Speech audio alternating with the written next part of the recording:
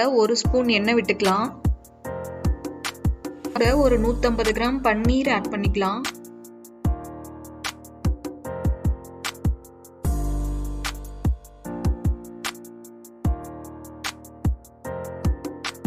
பன்னீர் இந்த ஒரு பக்கம் டோஸ்ட் ஆன உடனே மறுபக்கம் அதே மாதிரி டோஸ்ட் பண்ணிக்கிறேன்.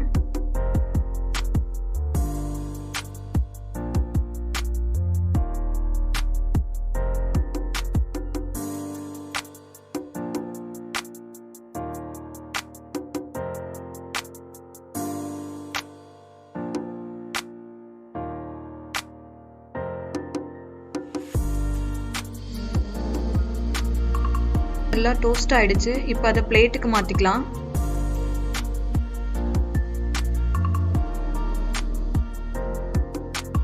இந்த சேம் பேன்லயே 2 ஸ்பூன் அளவுக்கு முந்திரி பருப்பு ஆட் பண்ணிக்கலாம்.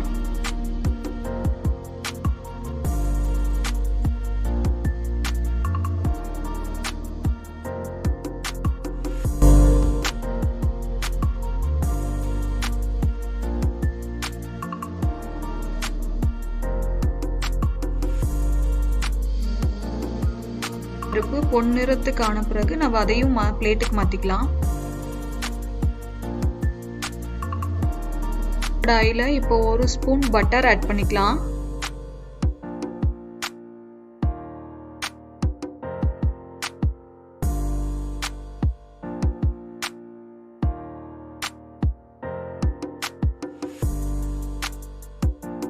வெண்ணெய் நல்லா உருகிடுச்சு. இது கூட நம்ம இப்ப பிரிஞ்சி லீஃப் ஆட் பண்ணிக்கலாம்.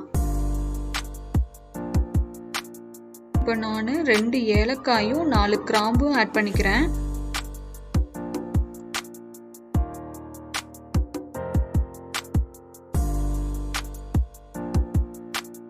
இப்போ நான் 1 ஸ்பூன் ஜீரகம் ஆட் பண்றேன்.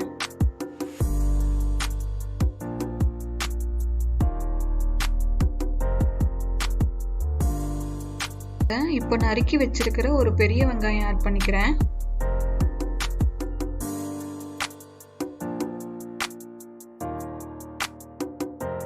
நல்லா ஃப்ரை பண்ணி விட்டுக்குவோம். இப்போ இதுல 1 spoon ginger garlic paste add பண்ணிக்கலாம்.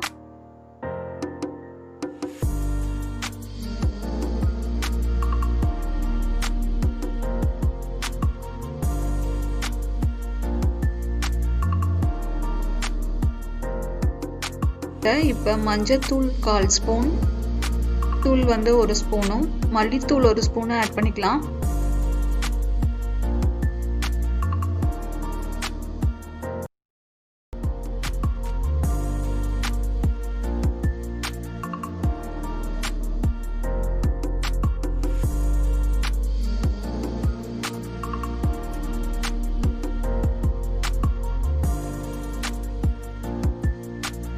நல்லா மிக்ஸ் ஆயிடுச்சு. இது கூட அடிச்சு வச்சிருக்கிற தக்காளி ஆட் பண்ணிக்கலாம்.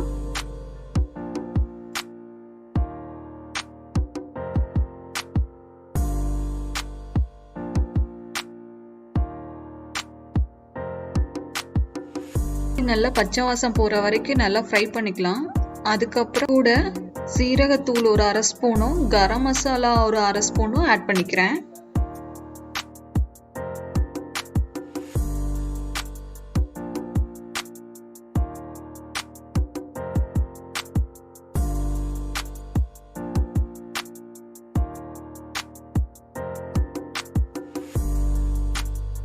இப்போ உப்பு 1 ஸ்பூன் ஆட் பண்ணி நல்லா மிக்ஸ் பண்ணி விட்டுட்டு அதுக்கப்புறம் ஒரு 10 நிமிஷம் மூடி வச்சு வேக வைக்க போறேன்.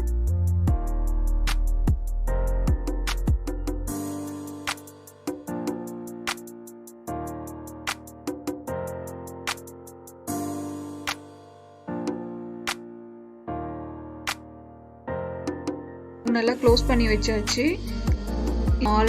இப்போ நான் ஆல்ரெடி ஊற வச்சிருக்கிற முந்திரியை அரைச்சி பேஸ்ட் ஆக்கிக்க போறேன்.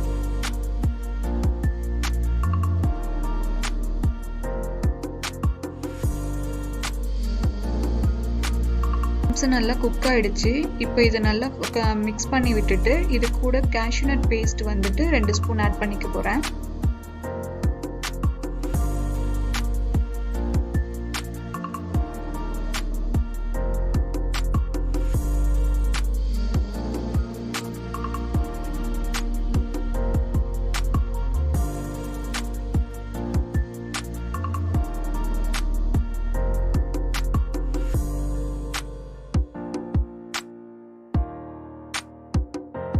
கூட நான் இப்போ வந்து ஒரு 2 ஸ்பூன் அளவுக்கு ஃப்ரெஷ் க்ரீம் ஆட் பண்ணிக்கிறேன்.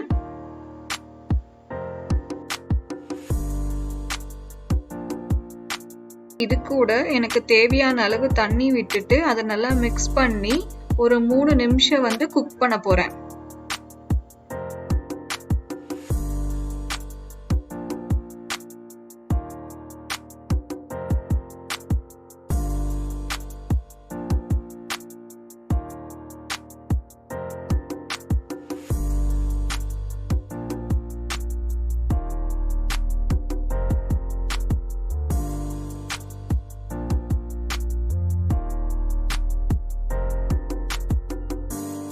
மூணு நிமிஷம் நல்லா குக் ஆயிடுச்சு. இப்போ ஆல்ரெடி நான் வந்து ரோஸ்ட் பண்ணி வச்சிருக்கிற பன்னீரையும் கேஷ்யூ நட்டையும் இப்போ இதில் போட்டுட்டு மிக்ஸ் பண்ண போறேன்.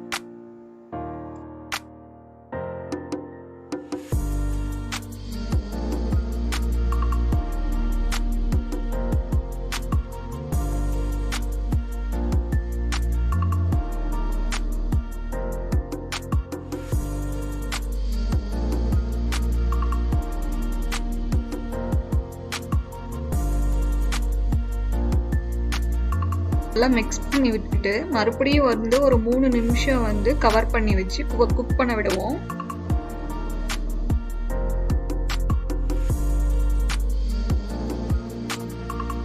மூணு நிமிஷம் நல்லா குக் ஆயிடுச்சு. இப்போ இதை பார்த்தீங்கன்னா தெரியும், மேலே ஒரு நல்ல பட்டர் உருகி ஆயிலியாக இருக்குது.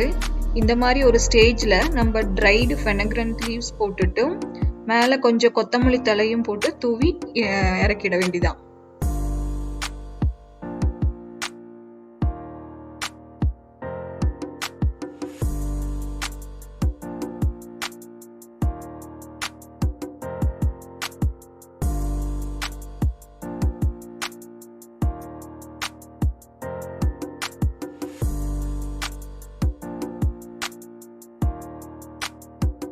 நமக்கு ஒரு ரெஸ்டாரண்ட் டேஸ்ட்ல பன்னீர் காஜு மசாலா வீட்லயே ரெடி ஆயிடுச்சு.